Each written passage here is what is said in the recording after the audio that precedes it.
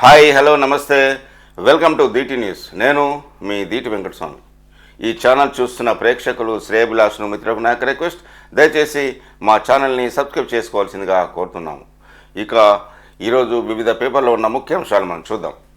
స్థానిక ఎన్నికలకు వారంలోనే షెడ్యూల్, ప్రభుత్వానికి చేరిన డెడికేటెడ్ కమిషన్ నివేదిక, మండలం యూనిట్గా సర్పంచ్ ఎంపీటీసీలకు బీసీ రిజర్వేషన్లు, 2 రోజుల్లో కలెక్టర్లకు రిపోర్టు పంపనున్న ప్రభుత్వం, జిల్లాల్లో రిజర్వేషన్లు ఖరారు చేయనున్న కలెక్టర్లు, ఈ ప్రాసెస్ పూర్తయ్యాక గెజిట్ విడుదల, అనంతరం ఎన్నికల షెడ్యూల్ విడుదలైన 15 రోజుల వ్యవధిలో పోలింగ్, 2 విడతల్లో పంచాయతీ ఎన్నికలకు ఛాన్స్. స్థానిక సంస్థల ఎన్నికలకు వారం రోజుల్లోనే షెడ్యూల్ రిలీజ్ అయ్యే అవకాశం కనిపిస్తుంది. బీసీ రిజర్వేషన్లపై డెడికేటెడ్ కమిషన్ తన రిపోర్టును సోమవారం ప్రభుత్వానికి అందజేసింది. ఈ రిపోర్టును కేబినెట్ ఆమోదించింది. జిల్లాల కలెక్టర్లకు పంపించనుంది. కలెక్టర్లు నివేదికను క్షుణ్ణంగా పరిశీలించి గ్రామాల వారీగా, వార్డులకు, మండలాల వారీగా సర్పంచులకు, ఎంపీటీసీ స్థానాలకు, జిల్లాల వారీగా ఎంపీపీ, జడ్పీటీసీ స్థానాలకు రిజర్వేషన్ ఖరారు చేయనున్నారు. అనంతరం దాన్ని పంచాయతీరాజ్ శాఖకు పంపుతారు. ఈ ప్రాసెస్ పూర్తవగానే రిజర్వేషన్పై గెజిట్ విడుదలవుతుంది. తర్వాత గెజిట్ను స్టేట్ ఎలక్షన్ కమిషన్కు పంపిస్తే వెంటనే స్థానిక ఎన్నికలకు షెడ్యూల్ ప్రకటించే అవకాశం ఉంది. కాగా ఈ ప్రక్రియ అంతా వారం లోపే పూర్తి చేయాలని ప్రభుత్వం భావిస్తున్నట్లు ఒక ఉన్నతాధికారి చెప్పారు. 700 పేజీల రిపోర్ట్. స్థానిక సంస్థల్లో బీసీ రిజర్వేషన్లకు సంబంధించిన దాదాపు 700 పేజీల రిపోర్ట్ను సిఎస్ శాంతికుమార్కి డెడికేటెడ్ కమిషన్ భూసాని వెంకటేశ్వరరావు సోమవారం సెక్రటరియట్లో అందజేశారు. అనంతరం ఆ నివేదికను సిఎస్ శాంతికుమార్ ద్వారా సీఎం రేవంత్ రెడ్డికి చేరింది. కాగా ఎస్సీ, ఎస్టీ, బీసీలకు కలిపి 50% రిజర్వేషన్లను డెడికేటెడ్ కమిషన్ సిఫార్సు చేసినట్టు తెలుస్తుంది. ఇందులోనూ 50% మహిళలకు కేటాయిస్తారు. గత స్థానిక సంస్థలన్నీ ఎన్నికల్లో 27% ఎస్సీ, ఎస్టీలకు కేటాయించగా దాదాపు 23% బీసీలకు దక్కాయి. ఈసారి కూడా బీసీలకు 22 నుంచి 23% దక్కుతాయని అంటున్నారు. స్థానిక సంస్థల ఎన్నికల్లో బీసీ రిజర్వేషన్ల ఖరారుకు డెడికేటెడ్ కమిషన్ను ఖచ్చితంగా ఏర్పాటు చేయాలని సుప్రీంకోర్టు 2021లోనే ఆదేశించిన సంగతి మనకు తెలిసిందే. ఏ ఎన్నిక ముందు? స్థానిక సంస్థల ఎన్నికల్లో మొదట సర్పంచ్ ఎన్నికలు నిర్వహిస్తారా, లేదంటే ఎంపీటీసీ, జెడ్పీసీ ఎన్నికలు నిర్వహిస్తారా అనేది హాట్ టాపిక్గా మారింది. ఈ రెండింటిలో ఏ ఎన్నిక ముందు నిర్వహించాలన్న దానిపై ప్రభుత్వం నుంచి తమకు క్లారిటీ రాలేదని, కాకపోతే ఏ ఎన్నికను ఎప్పుడు గ్రీన్ సిగ్నల్ ఇచ్చినా రెడీగా ఉండాలంటూ ఆదేశాలున్నాయని అధికారులు చెప్తున్నారు. దీంతో అధికారులు క్షేత్రస్థాయిలో 2 ఎన్నికలకు అవసరమైన ఏర్పాట్లు కూడా చేశారు. స్టేట్ ఎలక్షన్ కమిషన్ ఎప్పుడు షెడ్యూల్ విడుదల చేసినా రంగంలోకి దిగనున్నారు. ఎన్నికల షెడ్యూల్ విడుదలైన 15 రోజుల వ్యవధిలో పోలింగ్ నిర్వహించే ఛాన్స్ ఉంది. గతంలో 3 విడతల్లో పంచాయతీ ఎన్నికలు జరపగా ఈసారి మాత్రం 2 విడతల్లోనే ఈ ప్రక్రియ ముగించాలని ప్రభుత్వం భావిస్తున్నట్టు తెలుస్తుంది. నేడు ఫిబ్రవరి 1న సర్పంచుల పదవీకాలం ముగిసి గ్రామాల్లో ప్రత్యేకాధికారుల పాలన నడుస్తున్నది. పదవీకాలం గడువు 6 నెలల ముందు కానీ, పదవీకాలం ముగిసిన 6 నెలల లోపు కానీ ఎన్నికలు నిర్వహించాల్సి ఉంటుంది. కానీ ఈ ప్రక్రియ ఇప్పటికే ఆలస్యం కావడంతో ప్రభుత్వం 2 విడతల్లో పంచాయతీ ఎన్నికలు, ఒకే దఫాలో ఎంపీటీసీ ఎన్నికలు నిర్వహించేందుకు క్షేత్రస్థాయిలో ఏర్పాట్లు చేస్తున్నట్లు సమాచారం. ఇందిరమ్మ ఇండ్లకు ఉచితంగా ఇసుక.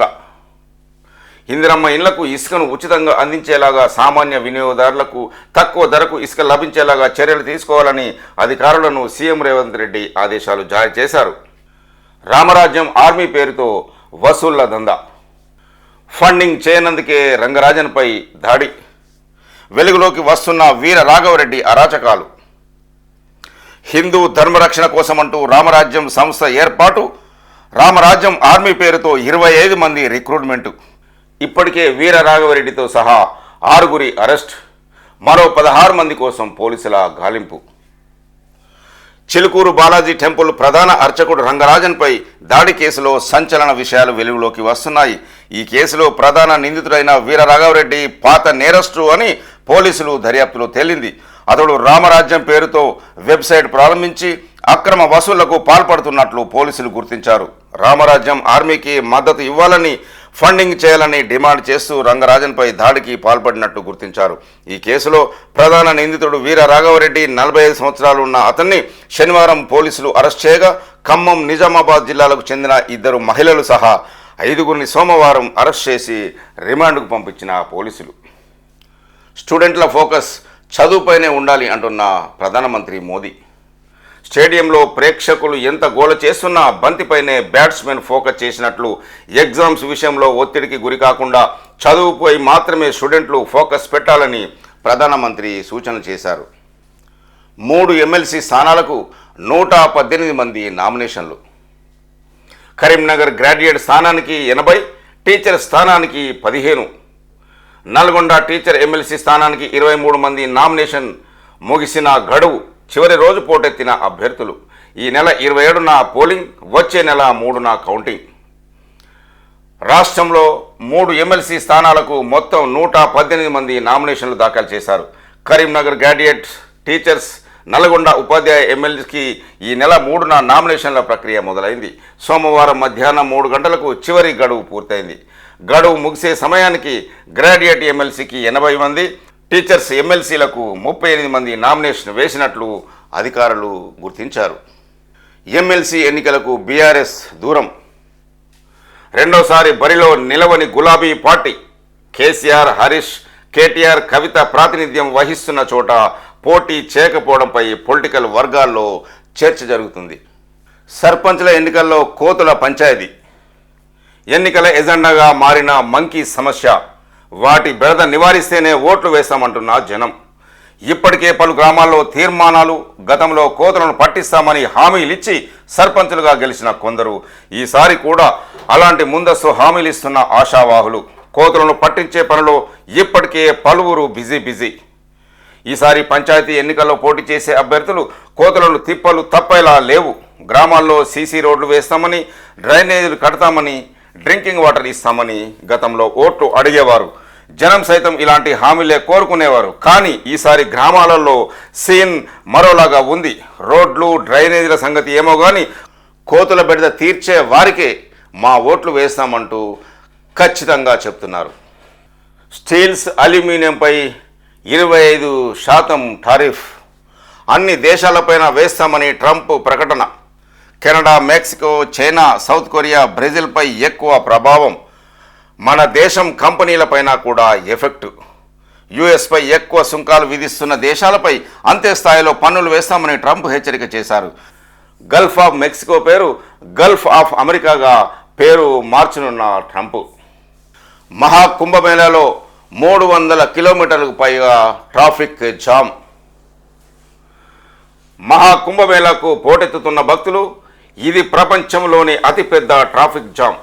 ప్రయాగరాజ్కు వెళ్లే దారులన్నీ, వాహనాలన్నీ రద్దీ. 50 కిలోమీటర్ల దూరానికి 10 నుంచి 12 గంటల సమయం. త్రివేణి సంగమంలో పుణ్య స్నానాలు చేసిన రాష్ట్రపతి ద్రౌపది ముర్ము. మనం ఈ చిత్రంలో చూస్తున్నాము. ట్రాఫిక్ జామ్ ఎన్ని కిలోమీటర్ల వేరే ఉందో మనము ఈ చిత్రంలో చూడొచ్చు. బీర్ల ధరలు పెంపు. లైట్ బీరు 150 రూపాయల నుంచి 180కి పెంపు. పెరిగిన రేట్లు నేటి నుంచే అమల్లోకి ఉత్తర్వులు జారీ. రాధాకిషన్ రావు బెయిల్ పిటిషన్పై పోలీసులకు నోటీసులు. విచారణ ఈ నెల 24కు వాయిదా. ఫోన్ ట్యాపింగ్ చేశారంటూ రియల్ ఎస్టేట్ వ్యాపారి ఇచ్చిన ఫిర్యాదుతో నమోదైన కేసులో రెండవ నిందితుడైన రాధాకిషన్ రావు ముందస్తు బెయిల్పై వివరణ ఇవ్వాలంటూ పోలీసులకు సోమవారం హైకోర్టు నోటీసులు జారీ చేసింది. పూర్తి వివరాలతో కౌంటర్ దాఖలు చేయాలని ఆదేశిస్తూ విచారణను ఈ నెల 24కు వాయిదా వేసింది. రియల్ ఎస్టేట్ వ్యాపారి చక్రధర్ గౌడ్ ఫిర్యాదు మేరకు నమోదైన ఎఫ్ఐఆర్లో ముందస్తు బెయిల్ మంజూరు చేయాలంటూ రెండో నిందితుడైన రాధాకిషన్ రావు హైకోర్టులో పిటిషన్ దాఖలు చేశారు. ఈ పిటిషన్ను జస్టిస్ కె లక్ష్మణ్ విచారణ చేపట్టారు. పిటిషన్ తరపున అడ్వకేట్ వాదనలు వినిపిస్తూ రియల్ ఎస్టేట్ వ్యాపారి చక్రధర్ గౌడ్ ఫిర్యాదు మేరకు హరీష్ రావుతో పాటు పిటిషనర్పై నమోదు చేసిన కేసులో పోలీసులు అరెస్టు చేసే అవకాశం ఉందని, అందువల్ల ముందస్తు బెయిల్ మంజూరు చేయాలని కోరారు. న్యాయమూర్తి జోక్యం చేసుకుంటూ అరెస్టు చేయరాదంటూ గతంలోనే ఉత్తర్వులు ఇచ్చామని, అరెస్టు చేసే అవకాశాలున్నాయని న్యాయవాది చెప్పారు. దీంతో న్యాయమూర్తి 2 పిటిషన్లు కలిపి విచారిస్తామని, కౌంటర్లు దాఖలు చేయాలని పబ్లిక్ ప్రాసిక్యూటర్ పల్లె నాగేశ్వరరావును ఆదేశించారు. స్థానికల ఎన్నికలకు వారంలోనే షెడ్యూల్. ఇక మున్సిపల్ రిజర్వేషన్లపై కమిషన్ ఫోకస్. స్థానిక సంస్థల్లో బీసీ రిజర్వేషన్లపై ప్రభుత్వానికి నివేదిక అందజేసిన బీసీ డెడికేషన్ కమిషన్ ఇప్పుడు మున్సిపాలిటీలు, కార్పొరేషన్లో బీసీ రిజర్వేషన్ ఖరారుపై ఫోకస్ పెట్టింది. రాష్ట్ర వ్యాప్తంగా ఉన్న అన్ని కొత్త మున్సిపాలిటీలు, కార్పొరేషన్ల సమగ్ర వివరాలు విలీన గ్రామాలతో పాటు 10 రోజుల్లో అందజేయాలని మున్సిపల్ శాఖను కోరింది. గతంలో జరిగిన 5 ఎన్నికల ఫలితాలు, రిజర్వేషన్ల వివరాలు కూడా కావాలని అడిగింది. ప్రస్తుతం రాష్ట్రంలో 154 మున్సిపాలిటీలు, 13 కార్పొరేషన్లు ఉన్నాయి. ఆయా వార్డులు డివిజన్ల వారీగా కులాల వారి లెక్కలను ప్లానింగ్ డిపార్ట్మెంట్ నుంచి డెడికేటెడ్ కమిషన్ ఇప్పటికే తీసుకుంది. దీంతో వీటన్నింటినీ అధ్యయనం చేసి 20 రోజుల్లో ప్రభుత్వానికి నివేదిక అందజేస్తామని తెలియజేశారు. మంచిర్యాల ధర్మపురిలో ఏకో పార్కుల ప్రతిపాదన ఉందా? లోక్సభలో గడ్డం వంశీకృష్ణ ప్రశ్న. మంచిర్యాల ధర్మపురి ప్రాంతాల్లో కొత్తగా ఏకో పార్కులను ఏర్పాటు చేసే ప్రతిపాదన ఏదైనా ఉందా అని పెద్దపల్లి ఎంపీ గడ్డం వంశీకృష్ణ ప్రశ్నించారు. ఈ మేరకు సోమవారం లోక్సభలో కేంద్ర ప్రభుత్వాన్ని ప్రశ్నించగా సంబంధిత శాఖ మంత్రి రాతపూర్వకంగా సమాధానం ఇచ్చారు. తెలంగాణలో కొత్తగా ఏకో పార్కులు, బయోడైవర్సిటీ జోన్ ఏర్పాటుకు ఎలాంటి ప్రతిపాదన లేదని కేంద్ర పర్యావరణ, అటవీ, వాతావరణ మార్పుల శాఖ మంత్రి కీర్తివర్ధన్ సమాధానం ఇచ్చారు. ఈ విషయంలో తెలంగాణ రాష్ట్ర ప్రభుత్వం నుంచి సెంట్రల్ జూ అథారిటీకి ఎలాంటి ప్రతిపాదన అందలేదని తెలియజేశారు. స్థానిక ఎన్నికలకు చకచకా ఏర్పాట్లు. నిన్న ఎంపీటీసీల వారీగా ఓటర్ లిస్టుల ప్రదర్శన, నేడు పోలింగ్ కేంద్రాల వెల్లడి. ఇంకొక బాటిళ్లకు ఆర్డర్లు ఇచ్చిన ఎన్నికల సంఘం. స్థానిక సంస్థల ఎన్నికలకు అధికారులు చకచకా ఏర్పాటు చేస్తున్నారు. ఇప్పటికే సర్పంచ్, జిల్లా మండల పరిషత్, ఎంపీటీసీ స్థానాలు ఖరారు చేశారు. సర్పంచులు 12,848, ఎంపీటీసీలు 5,817, జడ్పీటీసీలు 517, ఎంపీపీలు 32 జడ్పీ స్థానాలకు ఎన్నికలు నిర్వహించేందుకు అవసరమైన ఏర్పాట్లలో నిమగ్నమయ్యారు. అయితే రాష్ట్రంలో అత్యధికంగా నల్గొండలో ఎంపీటీసీలు 868, ఎంపీపీలు 352, అత్యల్పంగా మేడ్చల్ జిల్లాలో 34 పంచాయతీలు, 19 ఎంపీటీసీ, 3 జడ్పీటీసీలు ఉన్నాయి. రాష్ట్ర వ్యాప్తంగా పరిషత్కు సంబంధించి 1.99 కోట్ల మంది ఓటర్లు ఉండగా దాదాపు 35,000కు పైగా పోలింగ్ కేంద్రాలను గుర్తించారు. ప్రభుత్వం నుంచి ఎప్పుడు ప్రకటన వచ్చినా అధికారులు ఎన్నికలు నిర్వహించేందుకు రెడీగా ఉన్నారని వార్త. లోకల్ బాడీ ఎన్నికల తర్వాతే నామినేటెడ్ పోస్టుల భర్తీ. ఇప్పుడు పార్టీ పదవులే, అధికారంలో ఉన్నప్పుడు పార్టీ పదవులేంది అంటున్న నేతలు, నామినేటెడ్ పోస్టులే కావాలంటున్న సీనియర్లు. స్థానిక సమరంలో క్యాడర్లో జోష్ నింపడంపై ఇటు సీఎంకు, అటు పీసీసీకి పరీక్ష. పీసీసీ పదవులు తప్ప నామినేటెడ్ పదవులు ఇప్పట్లో భర్తీ చేసే అవకాశం లేకపోవడంతో పలువురు సీనియర్ నేతలు తీవ్ర నిరాశకు గురవుతున్నారు. పార్టీ అధికారంలో ఉన్నప్పుడు నామినేటెడ్ పదవులు కోరుకుంటామని, ప్రతిపక్షంలో ఉన్నప్పుడు పార్టీ పదవులు ఆశిస్తామని పలువురు సీనియర్లు తమ మనసులోని మాటను వ్యక్తం చేస్తున్నారు. కాంగ్రెస్ అధికారంలోకి వచ్చి ఏడాది దాటిన కీలకమైన కార్పొరేషన్లు, ఇతర పదవులు ఖాళీగానే ఉన్నాయని, పార్టీ గెలుపు కోసం పనిచేసిన తమలాంటి వారు ఏదో ఒక ప్రభుత్వ పదవిని కోరుకుంటామని కాంగ్రెస్ నాయకులు స్పష్టం చేస్తున్నారు. ఏడాదిలో 56,000 ఉద్యోగాల భర్తీ. కాంగ్రెస్ అంటేనే కమిట్మెంట్ ఉంటున్న పార్టీ అంటున్న PCC chief Mahesh Goud. Deposit రాదన్న భయంతో ఎమ్మెల్సీ ఎన్నికలకు బీఆర్ఎస్ దూరం, బీజేపీతో కేసీఆర్కు లోపాయికారి ఒప్పందం. ఎమ్మెల్సీ అభ్యర్థి నరేందర్ రెడ్డి నామినేషన్ ర్యాలీకి హాజరైన పీసీసీ చీఫ్, ఇతర ఎమ్మెల్యేలు, మంత్రులు. కాంగ్రెస్ పార్టీ అంటేనే ఉద్యోగాల పార్టీ అని, పట్టభద్రులకు ఉద్యోగాల కల్పనే తమ లక్ష్యమని పీసీసీ చీఫ్ మహేష్ కుమార్ గౌడ్ అన్నారు. అధికారంలోకి వచ్చిన ఏడాదిలోనే వివిధ శాఖల్లో 56,000 పోస్టులు భర్తీ చేశామని చెప్పారు. మెదక్, కరీంనగర్, నిజామాబాద్, ఆదిలాబాద్ జిల్లాల గ్రాడ్యుయేట్ ఎమ్మెల్సీ కాంగ్రెస్ అభ్యర్థి ఆల్ఫోర్స్ నరేందర్ రెడ్డి నామినేషన్ సందర్భంగా కరీంనగర్లోని ఎస్ఆర్ఆర్ కాలేజీ నుంచి కలెక్టరేట్ వరకు నిర్వహించిన ర్యాలీలో మహేష్ గౌడ్ పాల్గొన్నారు. ఈ ర్యాలీకి మంత్రులు ఉత్తమ్ కుమార్ రెడ్డి, మంత్రి శ్రీధర్ బాబు, మంత్రి పొన్నం ప్రభాకర్, కొండా సురేఖ, దనసరి సీతక్క, ఎమ్మెల్సీ జీవన్ రెడ్డి, ఎమ్మెల్యేలు అడ్లూరి లక్ష్మణ్ కుమార్, ఆది శ్రీనివాస్, కవంపల్లి సత్యనారాయణ, మేడిపల్లి సత్యం, సూడా చైర్మన్ కోమటిరెడ్డి నరేందర్ రెడ్డి తదితరులు ఈ ర్యాలీకి హాజరయ్యారు. దమ్ముంటే రాజీనామా చేసి మళ్ళీ పోటీ చేయి అంటున్న కేటీఆర్. మా అభ్యర్థికి 50,000 కన్నా మెజారిటీ తగ్గితే నేను రాజకీయ సన్యాసం తీసుకుంటా. మా అభ్యర్థికి 50,000 కన్నా మెజారిటీ తగ్గితే నేను రాజకీయ సన్యాసం తీసుకుంటా అంటున్న కేటీఆర్. సీఎం రేవంత్ రెడ్డికి కేటీఆర్ సవాల్. పచ్చని పొలాల్లో ఫార్మా చిచ్చు పెడుతున్నారు అంటున్నాడు కేటీఆర్.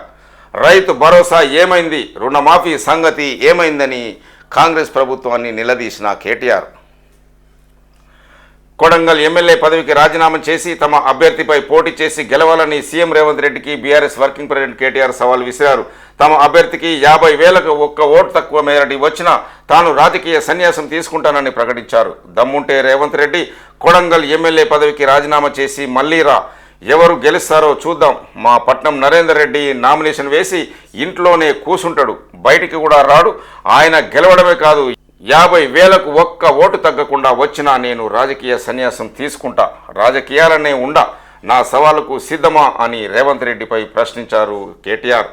సోమవారం నారాయణపేట జిల్లా కోసిపేట పట్టణంలో బీఆర్ఎస్ ఆధ్వర్యంలో ఏర్పాటు చేసిన రైతు నిరసన దీక్షలో కేటీఆర్ మాట్లాడుతూ రైతులను సీఎం రేవంత్ రెడ్డి అడుగడుగున మోసం చేస్తున్నారని దుయ్యబట్టారు.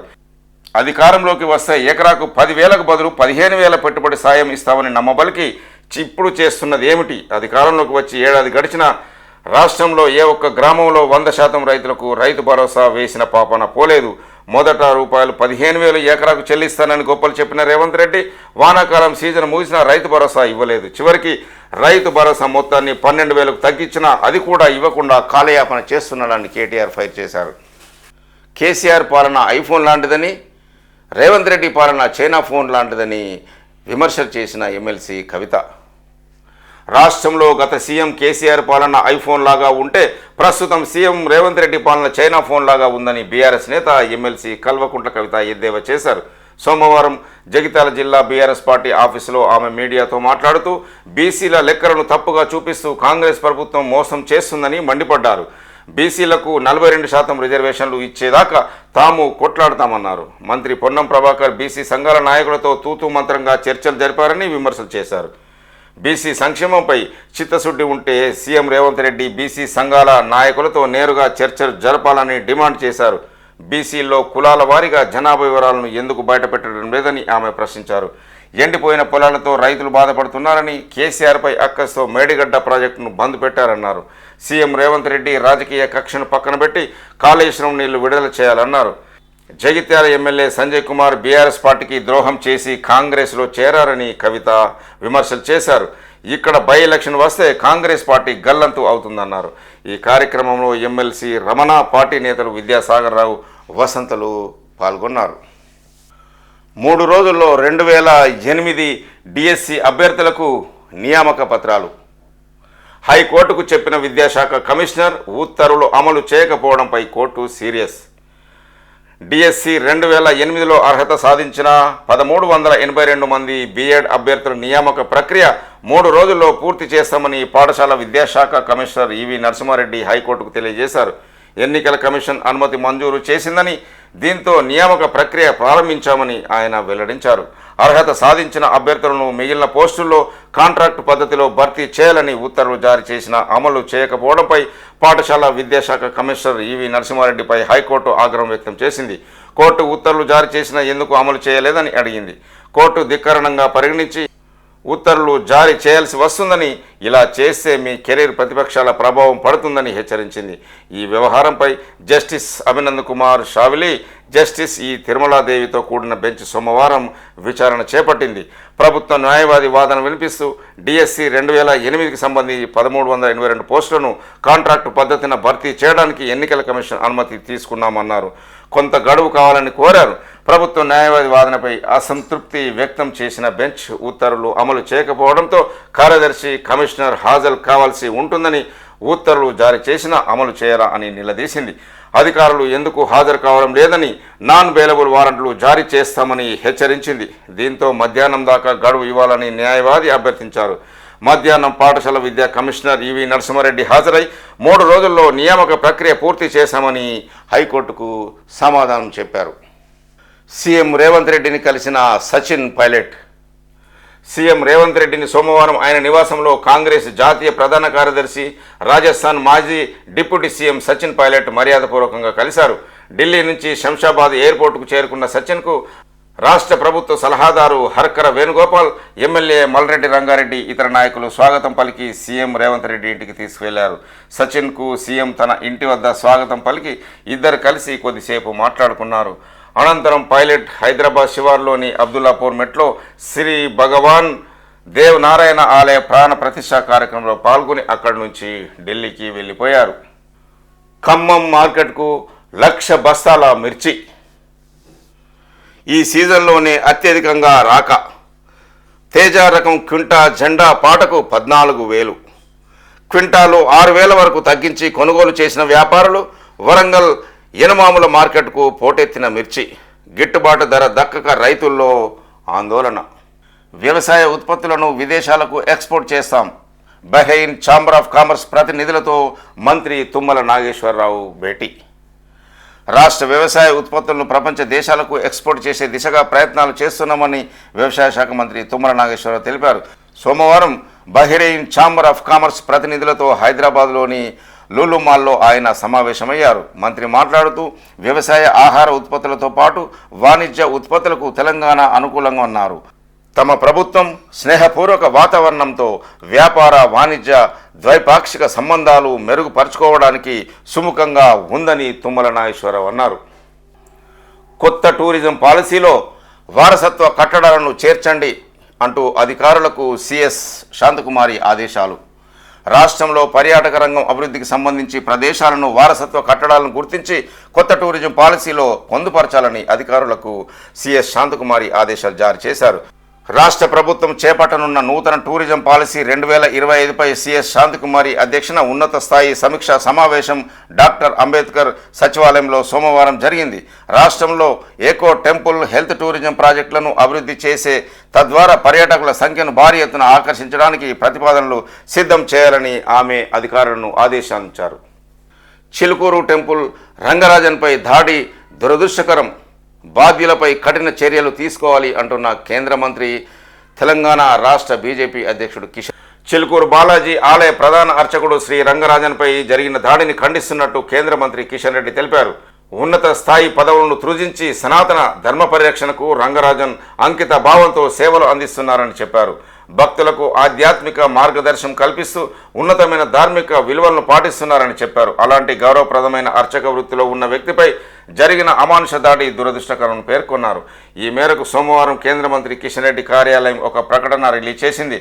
ప్రజాస్వామ్యంలో ఇలాంటి దౌర్జన్యాలు, బెదిరింపులు, భౌతిక దాడులకు ఏమాత్రం స్థానం లేదని కిషన్ రెడ్డి అన్నారు.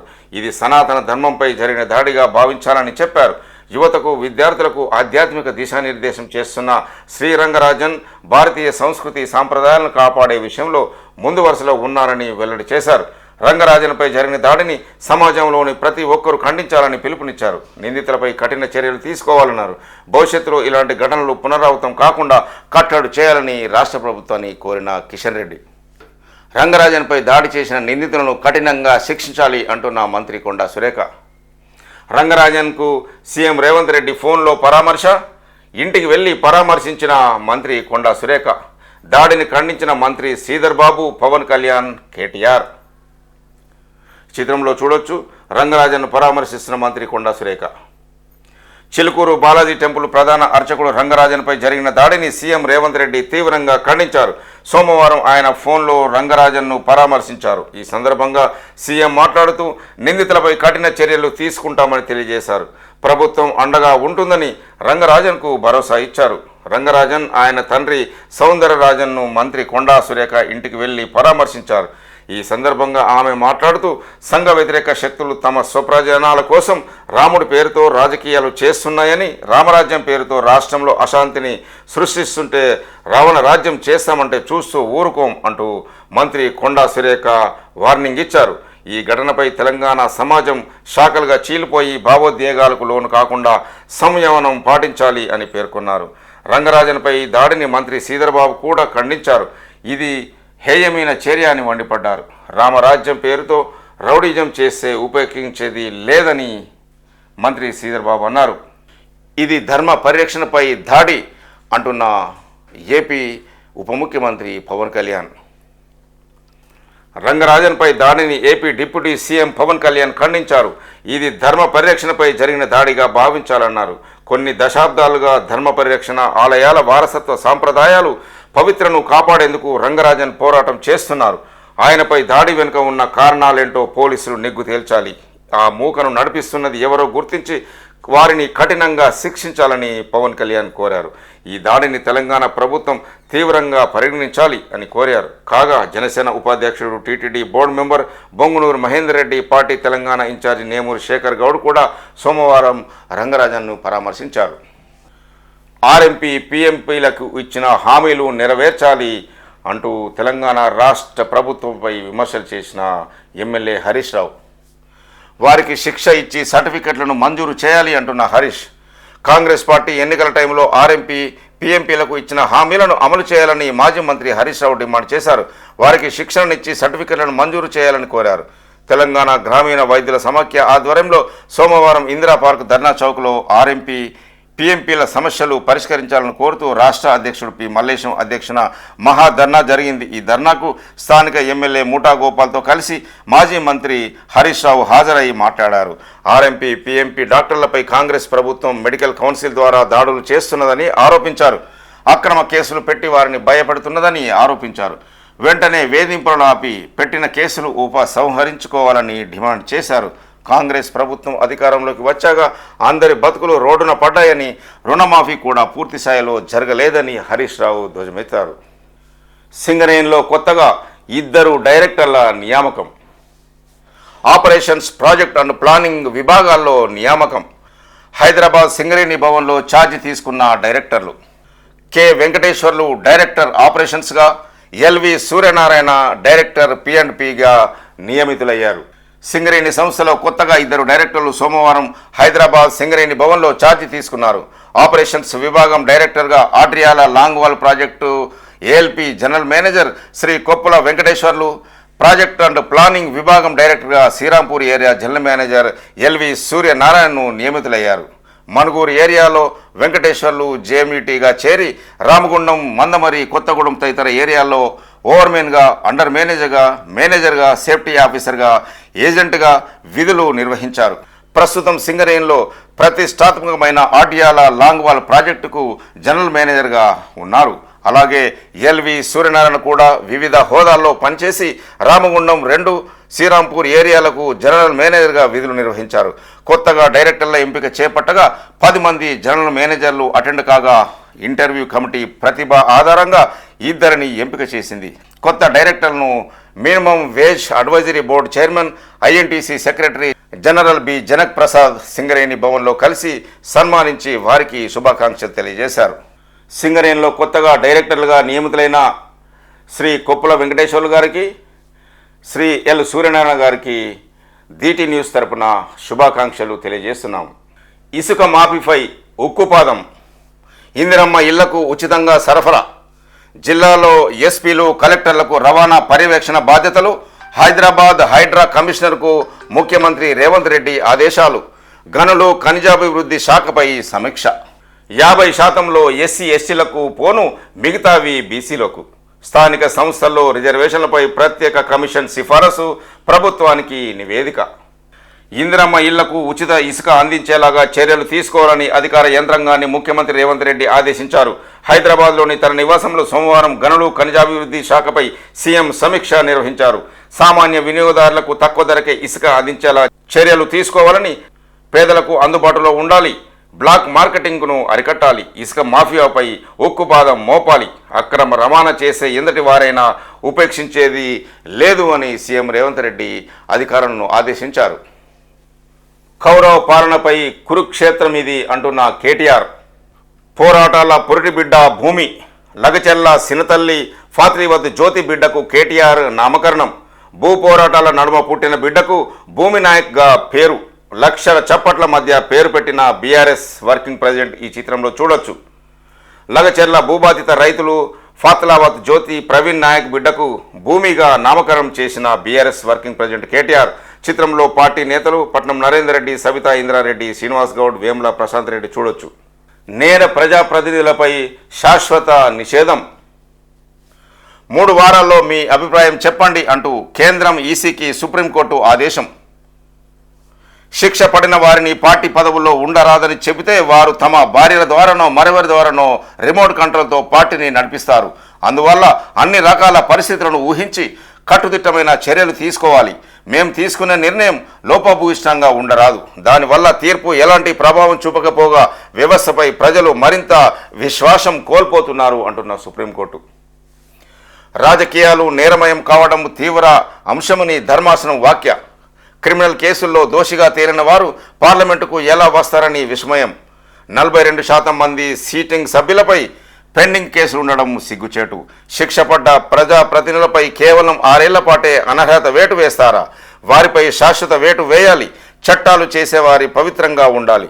దోషిగా తేలిన వ్యక్తి రాజకీయ పార్టీ అధ్యక్షుడిగా ఉండడం సరైనదేనా? ప్రజా ప్రాతినిధ్య చట్టంలో సెక్షన్ 8కి రాజ్యాంగ భద్రత ఉందా? అమికన్ క్యూరీ. మీరు ఆమోదించకుంటే చెల్లని బిల్లులైపోతాయా? తమిళనాడు గవర్నర్కు సుప్రీంకోర్టు ప్రశ్న. ఇప్పటివరకు వివిధ పేపర్లో ఉన్న ముఖ్యాంశాలు మనం చూసాం. ఈ ఛానల్ చూస్తున్న ప్రేక్షకులు, శ్రేయభిలాషుల మిత్రులకు నా యొక్క రిక్వెస్ట్, దయచేసి మా ఛానల్ని సబ్స్క్రైబ్ చేసుకోవాల్సిందిగా కోరుతున్నాము. చూస్తూనే ఉండండి DT న్యూస్. నేను మీ దీటి వెంకటస్వామి.